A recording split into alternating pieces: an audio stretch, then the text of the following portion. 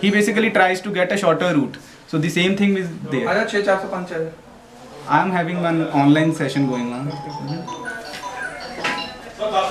So the thing is ki GIS analysis, business analyst, these are the core areas which were earlier not the domain of the planner, but now they are popping up in students. Urban planning is a diversified field. Once you take a career in urban planning, you can move towards number of aspects in your life. You can start your consultancy, you can start your own business, you can get enrolled in some of the private ventures, you can get a government job, most importantly. Can you give some examples of government job and private ventures, those who are working in, and also in which field they are working? The government jobs are basically in the field of smart cities, Amrut Mission. You can take the example of assistant town planner, planning officers in the municipal corporations, in the development authorities, and in the town and country planning offices. So these are the areas where you can get a government job. So what does a town and country planning officer do? What's their job?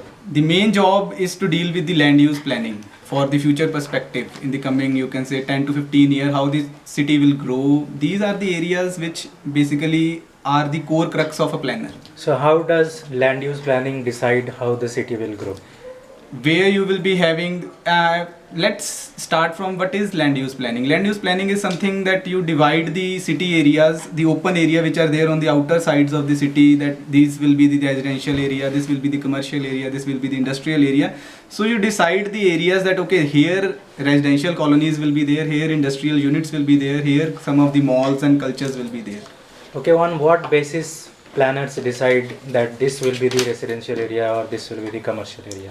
It basically depends upon few parameters like wind orientation.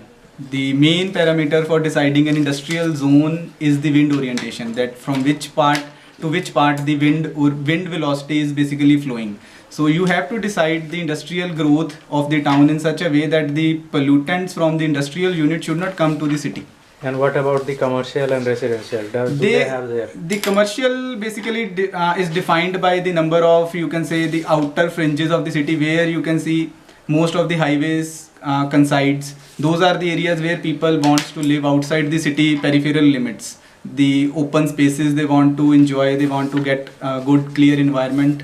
And those are the nearby to the residential area will be the commercial establishment. Okay, these are some greenfield example. What about planners' role in the brownfield development, or where already there is a high density of development?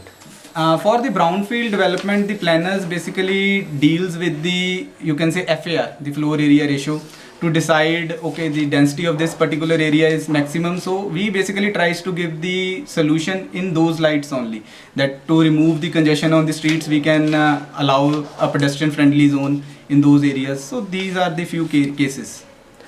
Okay, so in planning field, how much is the expectation of a fresher when he goes out in the field as a salary in private and in government separately? In private sector, if you have done your B.Plan and then you are going to the market in a private area, if you are getting, you will be starting it from 30 to 35,000 per month. And if you are there at the same time, if you get enrolled into a government services, you basically is selected into assistant town planner, then your minimum salary will be around 60,000 per month. So how is the increment working in the planning field? Are they doing good? The increment in the planning field is I can say is very good. The students basically do work in one firm, because now there are a number of firms which are popping up in the field of planning in India, because consultancy business is something which is now a unified business throughout the world.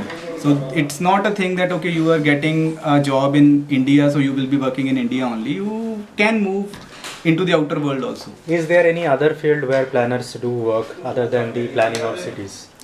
The planners basically also helps in getting the jobs in the, you can say, the areas like Zomato, Swiggy, route planning. So there also the GIS basically gets into the work.